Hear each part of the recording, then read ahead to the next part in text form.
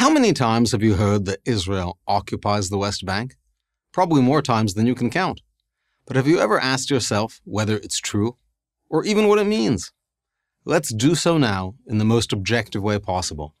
That is, in the way that all territorial questions everywhere else in the world are resolved. To do this, we must look at the law. But first, we need a little history.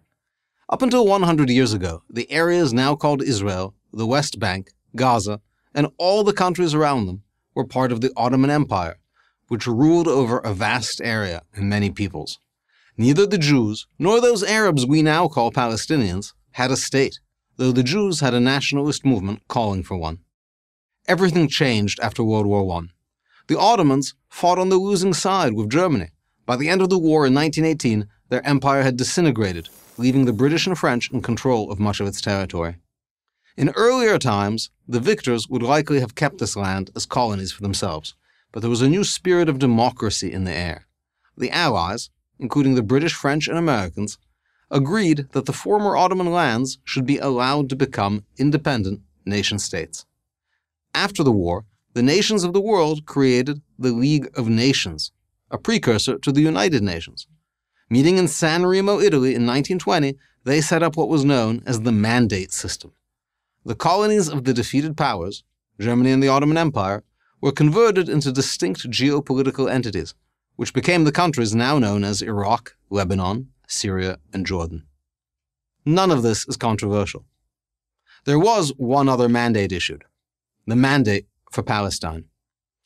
Now, Palestine was merely a geographic label, the name the Romans gave the Jewish kingdom of Judea after they conquered it. There was nothing exclusively Arab about it. The mandate provided that Palestine would become a national home for the Jewish people. There was a simple reason for this. The League recognized that Jews were the indigenous people of the area. All the mandatory territories in the Middle East transitioned to statehood in the 1930s and 40s, with Israel the last to do so, declaring independence in May 1948. Now we get to the legal stuff. What were the borders of the State of Israel when it declared independence? International law has a simple and universally applicable rule for determining borders of new countries. It's called the Uti Possidetis Juris principle. Lawyers love Latin phrases. The rule provides that when a new country is created, its borders match the borders of the previous geopolitical entity in that territory. For example, the borders of Ukraine, Latvia, and Azerbaijan are exactly what they were when they were parts of the Soviet Union. Other considerations, such as demographics, are not taken into account, because without a simple, easily applied rule, a new country's borders would never be settled, a recipe for permanent conflict. Applying this rule to Israel means that it had sovereign claims to all of Jerusalem, Judea and Samaria, and Gaza, because those were its borders according to the Mandate of Palestine. To be sure, the United Nations proposed a resolution in 1947 with different borders and a much smaller area for a Jewish state.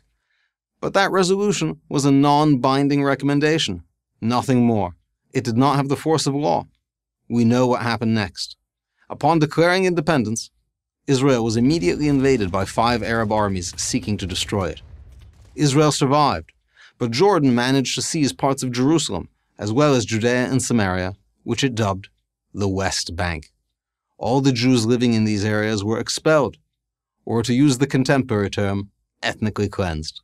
Here, we need to introduce another key principle of international law.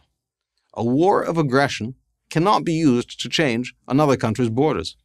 Israel and Jordan signed an armistice agreement in 1949, an agreement to temporarily stop fighting. This truce had no legal effect on borders. When Israel liberated these territories in 1967 during the Six-Day War, it was retaking its own land.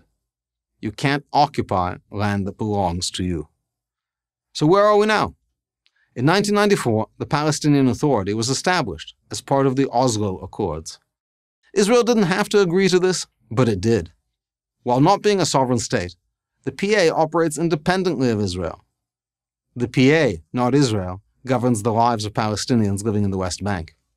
Israel has offered the Palestinians a fully independent state on several occasions. Each time, the Palestinians have rejected the offer, something no other national independence movement in modern times has done. Whether or not it makes sense for Israel to renew such offers is an open question, but it's under no legal obligation to do so. I'm Eugene Kontorovich, professor of law at George Mason University, for Prager University. Thank you for watching this video.